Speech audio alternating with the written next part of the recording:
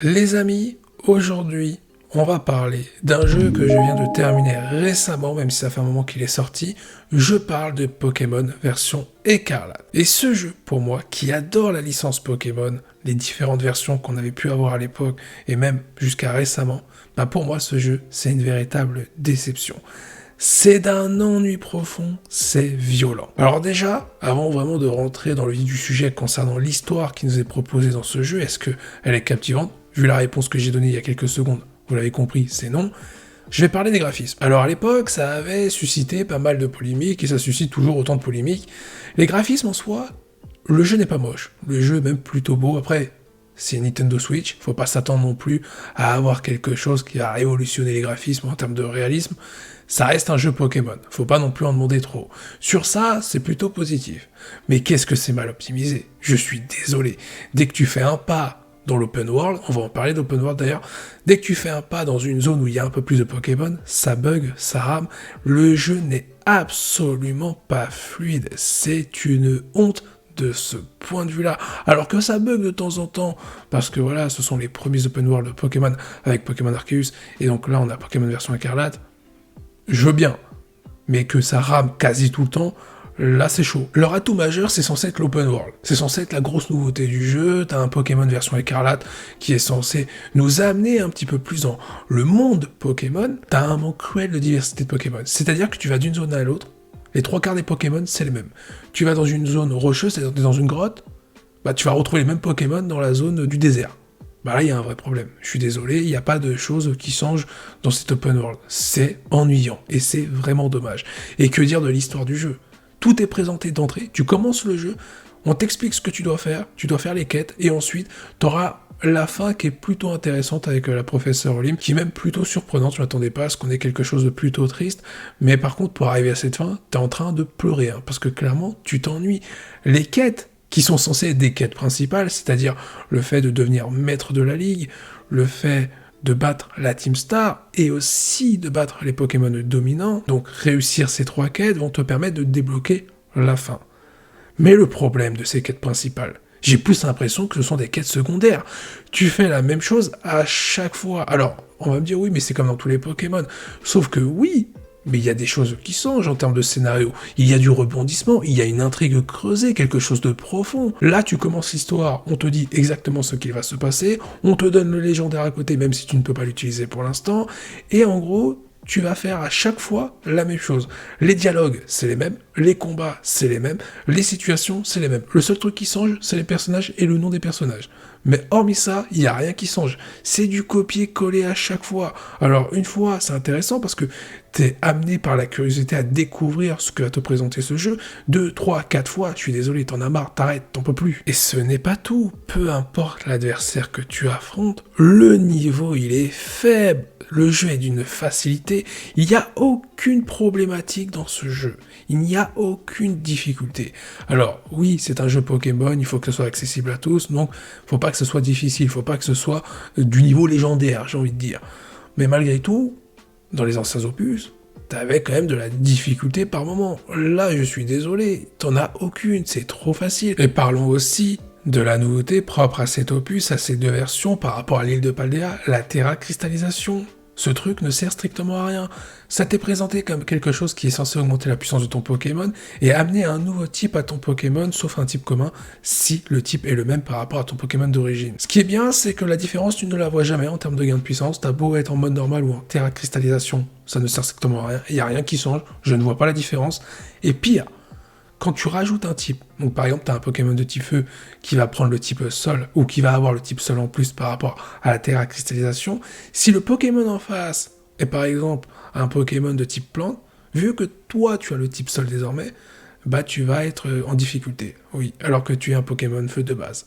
Va chercher la logique. Je suis désolé, je ne vais pas m'arrêter ici. Alors oui, le délire de la Terra Cristallisation, c'est pour nous donner plus de mystère sur la zone 0, sur l'histoire de l'île de Paldea, pour arriver au fameux Pokémon légendaire et à l'histoire qu'il y a avec la professeure Olim. En soi, cette partie-là de l'histoire, elle est plutôt sympa, étonnante, même rebondissante en termes d'événements. Le fait que la professeure soit en réalité morte et que c'est une IA qui l'a remplacée, pourquoi pas. Mais encore une fois, il faut arriver à cette fin-là, ce qui est très compliqué parce que tu t'ennuies vraiment beaucoup avant. On va parler rapidement du Pokémon légendaire, Corédon ou Miraidon, ça dépend des versions. Mais c'est pas des Pokémon légendaires. Clairement, on te l'explique, ce n'est pas des Pokémon légendaires. Ce sont des Pokémon venant du passé. C'est-à-dire qu'à l'époque, t'avais une centaine de Pokémon comme Corédon et Miraidon. À quel moment ce sont des Pokémon légendaires, puisqu'à l'époque, il y en avait plein. C'est-à-dire qu'ils ne sont pas uniques, ils n'ont pas fait d'événements uniques propres à leur réputation. Et le pire, c'est que le Pokédex plutôt, ils te donnent une description comme si ce Pokémon était incroyable. Corédon, ils te disent qu'en gros, il est capable de fendre la Terre en deux. Mais comment ça se fait que Paldea existe toujours si à l'époque, il y avait 100 Corédon, s'il est capable de faire ça? Tu vois, c'est vraiment pas logique. Alors là, en termes de cohérence, j'ai beaucoup de mal, mais il faut pas dire que c'est un Pokémon légendaire. À la rigueur, un Pokémon sacré, si tu veux, un Pokémon venant du passé, il faut le dire que c'est un Pokémon du passé. Mais là, ce qui est criant avec cet opus, c'est qu'en soi, t'as pas de Pokémon qui sort du lot. T'as pas vraiment le Pokémon légendaire qui t'amène toute l'histoire de cet opus, de cette île. Là, clairement, il y a quelque chose qui est raté. D'ailleurs, je voudrais rester sur le sujet de ces Pokémon du passé, puisqu'ils commencent à arriver. Alors, les Pokémon dominants, ils sont faciles à battre, ce sont des Pokémon du passé, mais ils sont pas si féroces que ça, alors qu'on te les vend comme dangereux, puissants et extrêmement redoutables. Ça tombe bien, ils ne sont aucunement redoutables. Et pire, quand t'es dans la zone 0, donc à la fin du jeu, ou même quand tu y vas en général, on te vend cette zone comme une zone dangereuse. C'est-à-dire que les Pokémon, ils sont féroces, et ils vont se jeter sur toi. À aucun moment, les Pokémon se jettent sur toi, t'es tranquille. Et je ne vais évidemment pas parler de leur niveau, parce qu'en soi, si t'as un niveau un petit peu plus élevé qu'eux, il n'y a aucune différence avec d'autres Pokémon classiques.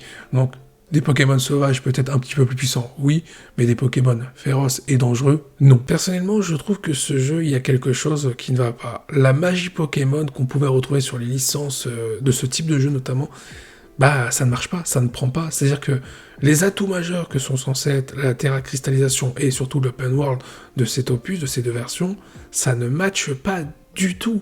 Il y a un vrai problème.